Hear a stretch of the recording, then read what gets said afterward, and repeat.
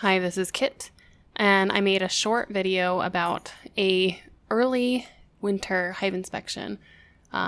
Actually more of a check on food stores, adding some fondant boards, and then reducing the body of the hive. So you can see through my window, there's some activity, but you can't see very much of anything else. You can't tell if they have food or anything. So my first hive, I had a horrible angle, so I'm going through this quickly. But again, to iterate, my purpose was to identify if there was any honey, and then to add a board of fondant, and then reduce the amount of the hive body they need to warm with the follower board, and then leave a little bit of ventilation for them before re-insulating the hive. So my husband was very kind, and when we had our first cold snap, he insulated my hives, and he did an excellent job. He actually added more insulation than I normally use. We just used some rigid insulation to give them a little bit of extra warmth to hopefully reduce the amount of energy they have to expend in the winter to stay warm. So typically I insulate the sides and the bottom. I think that's pretty important. You want there to be ventilation. My husband added some roof insulation, and since he's an architect, I thought, well, I'll go with this. He already found it and located it enough.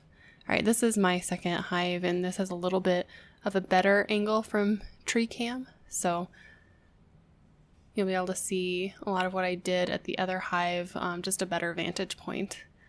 Now again, I'm starting at the end, and I'm moving empty bars out because I don't want the bees to have to heat that empty space. And I'm going to locate kind of my first full bars. And then once I find the full bars, I am looking for any bars that have honey on them. So that still has some honey. Or no, it's the one next to it that has honey. And then the one next to that one, the one that I'm not about to move, that one definitely was full of honey, I could see. So at this point, I'm going to add that fondant bar. So this is a wooden frame that I fill with a fondant that's really hot when it goes in, and then it hardens. So it's a food source during the winter. So if the bees run out of honey, they can eat the sugar and they won't starve to death. And they'll have enough energy to continue to make metabolic heat. So I'm again going to reduce the space by inserting my follower board a little bit closer. I'm going to make sure that there's ventilation with a few bars missing at the end, and then I'm going to re-insulate.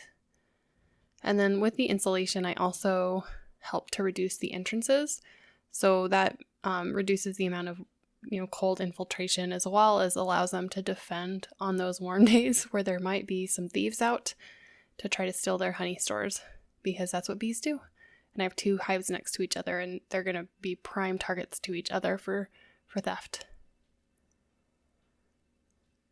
But my two hives that I split in the middle of the summer are doing really well.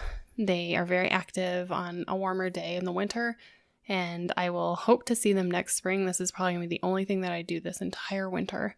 So you can see I've narrowed that entrance down, and they should be well situated. I will see you all in the spring, when it comes to my bees anyway. Cheers.